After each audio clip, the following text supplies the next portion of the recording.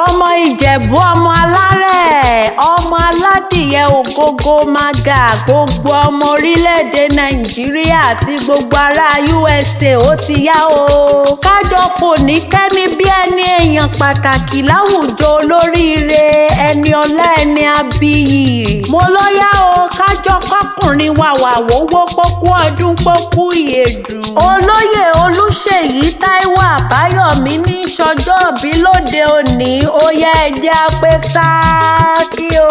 balógun ẹgbẹ́ tọ́ba láṣẹ Afọlágbádé ọkùnrin ní sọjọ́ọ̀bí lóde òní mo ní ẹ pé sáàkì.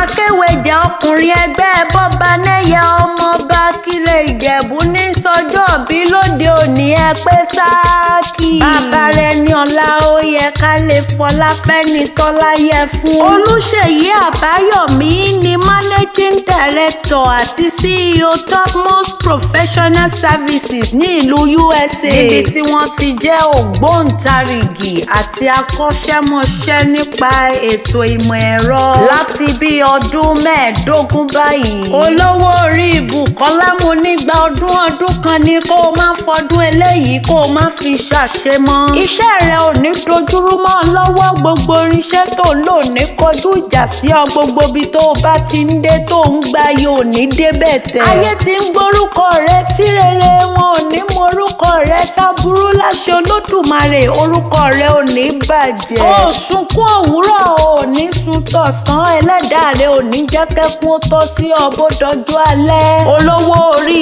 Bùkọ́lá bàbá Bùsọ́lá bàbá Láre bàbá Benjamin. mo ló yẹ kó o ti mọ̀ pẹ́ni tó mọ̀ délédélé tó mọ̀ délédélé ló ní kí n mọ̀ pé ọ bí ológun ẹrú kí n mọ̀ pé ọ bí ọlọ́gbọ̀n wọ̀fà. ẹni pàtàkì tí ń pẹ́ ní pàtàkì tí ń kí ẹni pàtàkì tó jẹ́ ní pàtàkì ọlọ́lá tí ń pọ̀ lọ́lá olówó tí ń polówó ló ní máa kí ọ ní gbèjégbèjọ. olóríire tí ń bó lóríire tó ló ní kí n kí ọ pé òkú ọdún òkú ìyèdùn ó ní kí n pé happy birthday to you ó jàre. olùkọ́ àgbà CEO Branding Fashion balógun ẹgbẹ́ tọ́ba láṣẹ obìnrin Akílẹ̀ Ìjẹ̀bú akéwèjẹ obìnrin ẹgbẹ́ Ọbanẹ́yẹ ọmọọba Kílẹ̀ Ìjẹ̀bú Chief Mrs. Fèyíṣayọ̀ Breeze ó ní ń pé pẹ́pẹ́ lòun ṣe lárọ́ o kó o túbọ̀ pẹ́ bí bàtà tí ń pẹ́ lẹ́sẹ̀ pẹ́pẹ́ yẹ kórìíre ó mọ̀ burú láíláí ṣàmì kó o gbé tó ẹ̀mí. àwọn ẹni pàtàkì ẹni bí ẹni èèyàn bí èèyàn àwọn ọlọ́lá ènìyàn kan náà wọ́n ní mọ̀ kí ọ ní gbèjégbèjọ. bẹ̀rẹ̀ látòrí bàbá ẹgbẹ́ Ọbanẹ́yẹ ọmọọba Ọ̀túnba Káyọ̀dé Fákóredé àti ìyá ẹgbẹ́ yẹ̀yẹ́ wà Ọláyínká Ṣómólú àti Gíwá Bọ̀sùn Ọpẹ́yẹmí ọ̀rẹ́ àgbà Ọ̀tún Gíwá Àjàyí Babátúndé náà ní mọ̀ kí ọ tó fi dórí ẹ̀ta Gíwá ọmọọba Adéyẹmí. gbogbo àwọn ọmọ rẹ pátápátá nínú ẹgbẹ́ Ọbanẹ́yẹ ọmọọba ọkùnrin Akílẹ̀ Ìjẹ̀bú ní kí ọ wọ́n ló kú ọdún. wọ́n ní àṣeyìí ṣàmọ́dún àṣàmọ́dúnṣẹ́ míì wọ́n nígbà ọdún kan ni. olóyè Olúwaṣèyí Táíwò Àbáyọ̀mí CEO Branding Fashions ló rán mi sí ọ. Ọlọ́run bá ọ yọ̀ lónìí tí ń ṣọjọ́ òbí rẹ nítorí ẹni alárinrin ni ọ́. ó ní olóòótọ́ ènìyàn ni ọ́ ó ní nítorí pé bó bá ṣe rí gan-an ló ṣe sọ ò kì í fi gbá kan bọ̀ kan nínú. olóò kì í ṣoní kébékébé ènìyàn. olókàn rẹ tóbi ó sì máa ń fẹ́ rere fún gbogbo ẹni tó yí ọ ká pátápátá. ó wá ní kí n sọ̀rọ̀ àṣẹ ayọ̀ yìí sínú ayé rẹ ṣàmọ́ ṣàmì. ó ní kí ọdún tuntun tó mú yìí ó ní kó mú ìbùkún ayọ̀ ìfẹ́ ọlá owó ìgbéga ìdùnnú àti ohun gbogbo dídára wá sínú ayé rẹ kó sì jẹ́ àìlópin títí ayérayé. ó ní ohun gbogbo tó ti fúrúgbìn ní rere sínú ayé gbogbo ènìyàn àwọn tó fẹ́ àwọn tó yí ọ ká àti gbogbo ọkàn alààyè pátápátá. ó bẹ̀rẹ̀ sí ní máa wo èso rere èso ayọ̀ fún ọ látòní lọ àti títí ayérayé àìnípẹ̀kun. ó wá ní kí n súré mú ọrẹ̀lé bàbá tó bí ọlọ́mọ níjẹ̀bú ilé. èmi dé bí mo dánú dúró náà ọmọ Elédùmarè bá mi gbóhùn sókè. ọmọ Ìjẹ̀bú ọmọ lọ́wọ́ jọyè méjì pọ̀ ọmọ aládìyẹ ògógó ògógó maga ọkọ ọdún. Olúṣèyí máa ń jẹ́ mi ní gbèjègbèjọ. Èjì rẹ̀ ọ̀kí o. Ẹ̀dùn ẹlẹ́jẹ̀ tí ń gbórí igi rẹ́fẹ̀rẹ́fẹ̀ bú mi kí n bá ọ̀rẹ́ lé. Kìmí kí n padà lẹ́yìn ro lójú lápọ̀lábò. Àfijú ọmọ tí ń gbàdọ̀balẹ̀ bàbá.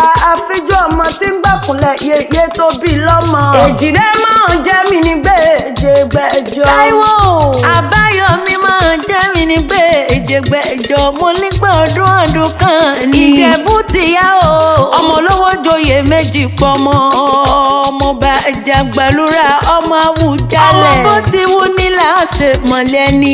Ọmọ afọwọ́ bí ẹni fọyàn gan ọmọ àrígbálábùwọ̀. Ìwọ lọmọ kẹlú Gbọ́ kẹrù bẹni rè lójú ọ̀nà. olówó orí olúwa bùkọ́lá o.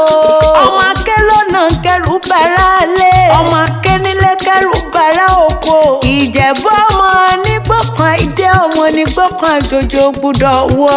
Àjòjì tó bá wọ̀ gbòòrò bàbá yín ní tẹ̀ni ẹ bọ́ra. Wọ́mú lòrò ń ké o. Nàmúnàmú lòun ọ̀rọ̀ o. Ọmọ alágẹmọ mẹ́rìndínlógún ọmọ alágẹmọ fi wọ̀yọ̀wọ̀yọ̀. Ọmọ ẹni dúdú tí ń bẹ nílé o mọ̀ bẹ́ẹ̀ ṣe pupa tó mọ̀ bẹ́ẹ̀ so sí nílé o. Adìyẹ àgòròkùn nílé àwọn bàbá yín. Ará òrókùn ará ọ̀rádì ìyẹ́. Ọmọ aládìyẹ ògógó maga tí ń fẹ̀yẹ̀ iye bí àwo kẹ̀ǹgbìn Ìjẹ̀bú ọmọ lówó ìjòyè méjì kọ. ọmọ akásọ sílẹ̀ Kẹrù ó bọ́ lọ́sẹ̀. ọmọ anóhun tó yìnbó ni o. Ọmọ anáwó dọ́là ké bó tó dé bóde tán lówó ń pọ̀ jọjọ. Ni wọ́n fi máa ń pé kékeré Ìjẹ̀bú owó pàgbà Ìjẹ̀bú owó dúdú Ìjẹ̀bú wọn powó ní. ọmọ olówó kúkú sí i. Ẹ̀yin lọmọ olówó ànànà tán o.